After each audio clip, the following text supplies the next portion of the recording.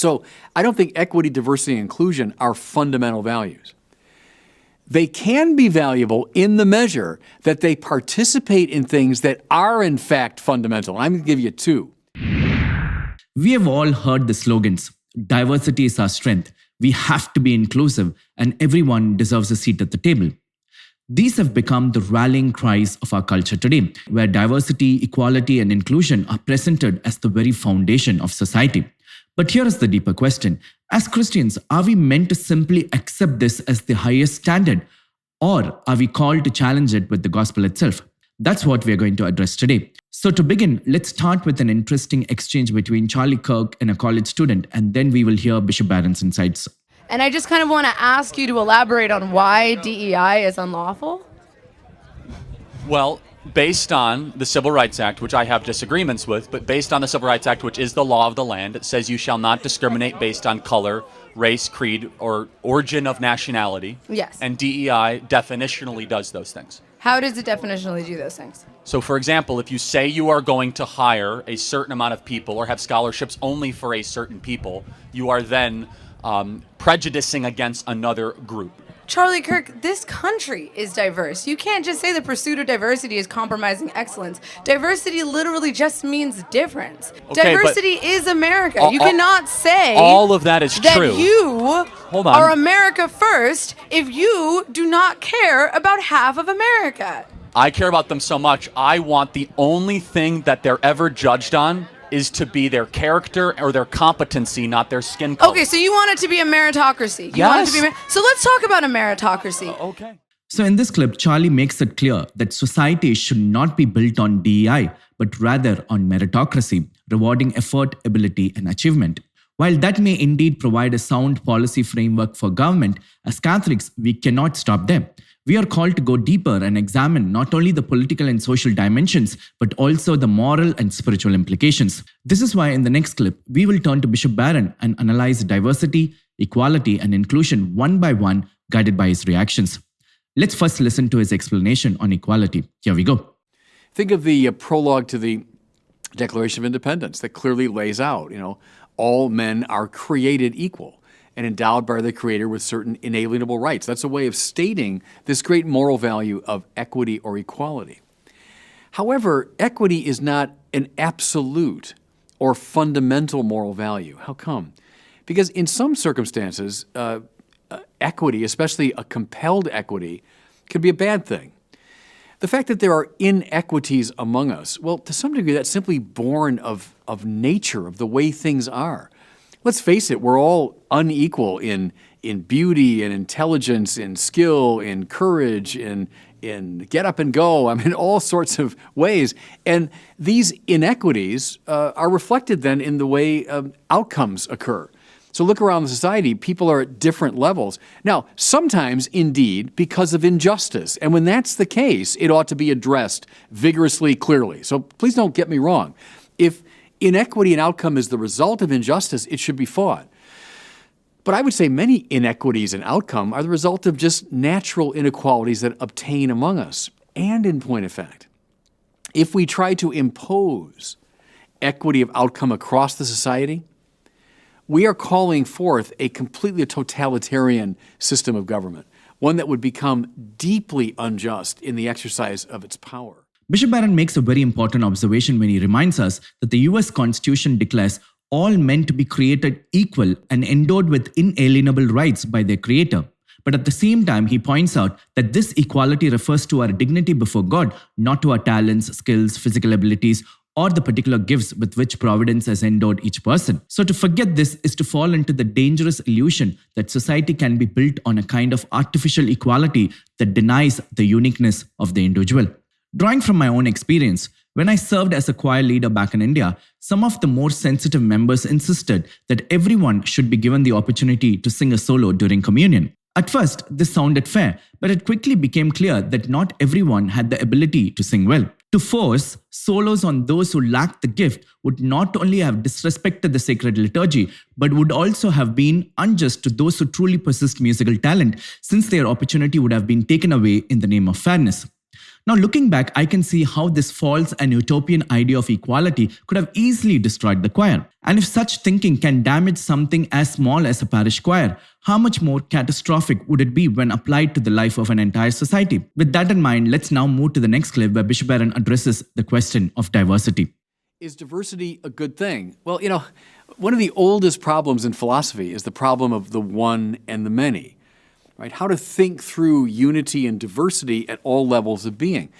Have philosophers recognized from time immemorial that diversity is a good thing as a value? Yeah, sure.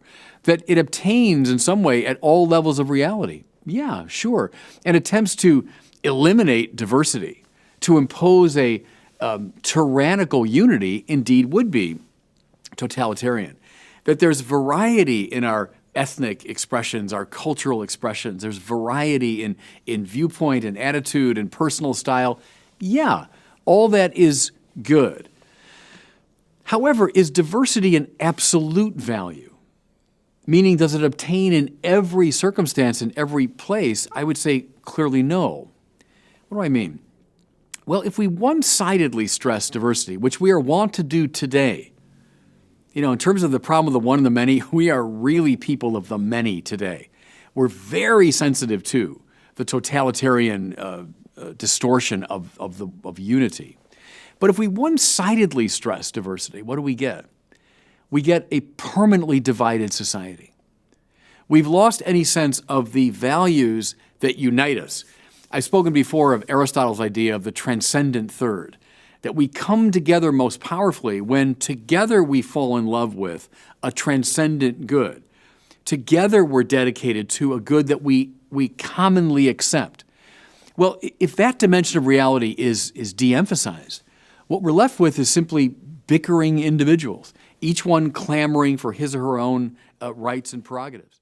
Coming back to my choir experience, in the choir I was managing, one particular ethnic group happened to be represented more strongly than my own local community.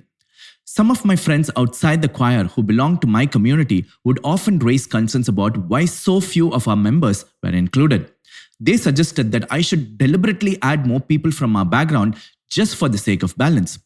But I found myself asking, why should I force diversity simply for appearances? To do so would be playing God, as if I had the authority to artificially manipulate the makeup of the choir instead of allowing it to grow naturally. Now, of course, if someone from my community genuinely wanted to join, approached me and demonstrated the commitment to belong, I would have never turned them away. But to manufacture representation just to meet an abstract standard of diversity would have been neither authentic nor just. It would have undermined the very integrity of the choir. Now, looking back, I'm so glad that I did not succumb to this ethnic political battles. With this in mind, let us now move on to the next clip where Bishop Barron reflects on inclusivity. Is inclusion a good thing? Of course it is. I mean, we've all experienced how wonderful it is when we're invited into a community, into a society, into a family, into a country. Go back to when you're a kid and you're included on a sports team. You're chosen, you're brought into the circle. I mean, how wonderful that is. What a beautiful gesture that is to reach out and to include. To, as the cliche has it, build a bridge and not a wall. Yeah. Nevertheless, is inclusion an absolute value? Well, I think a moment's reflection reveals no, because sometimes exclusion is an expression of justice. Well, what do I mean? Think, first of all, there's kind of a conundrum. Is when somebody seeks inclusion, whether it's in a family or a society or a team or a country, they're seeking inclusion in a defined society, a society or a group that has a form.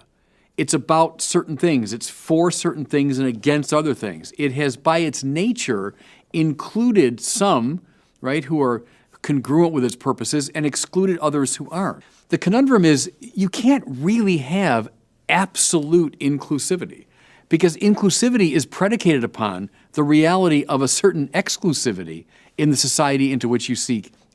I think here of Cardinal George, who was asked one time, well, does the church welcome everybody? And he said, sure, but on Christ's terms, not their own. And he was putting his finger on exactly this conundrum I'm talking about.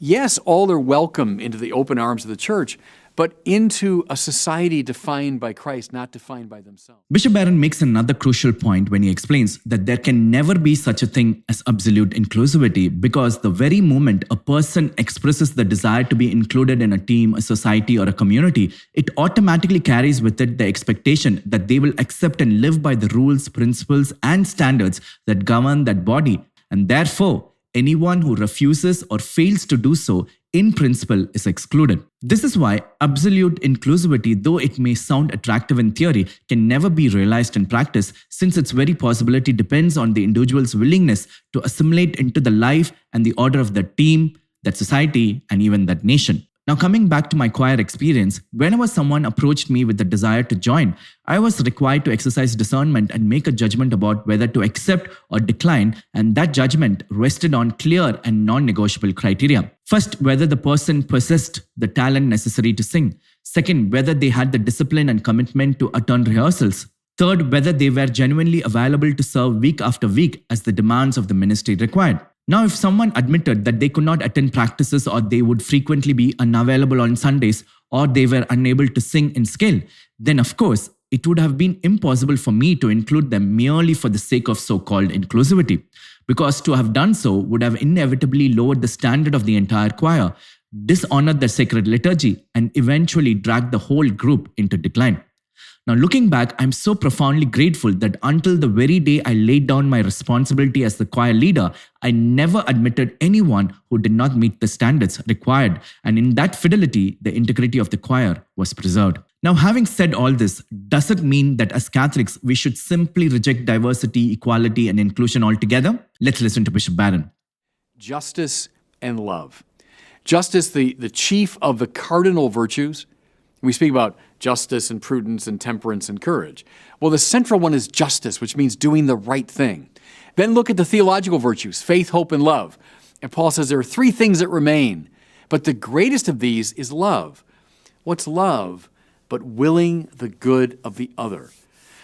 Those, I submit to you, are fundamental values because they are valuable in every circumstance. There's never a time when it's appropriate to be unjust or unloving. They always apply in every circumstance, and equity, inclusion, and diversity are valuable in the measure that they participate in those more fundamental values. So to conclude, diversity, equality, and inclusion can only be considered within the higher order of love and justice. Detached from these, DEI becomes an ideology, a counterfeit of the truth that cannot hold society together. Scripture tells us the same. Righteousness and justice are the foundation of your throne. Love and faithfulness go before you. Now, without this foundation, any attempt to build a just society will collapse. I hope this video is helpful. Let me know your thoughts in the comment section. God bless you.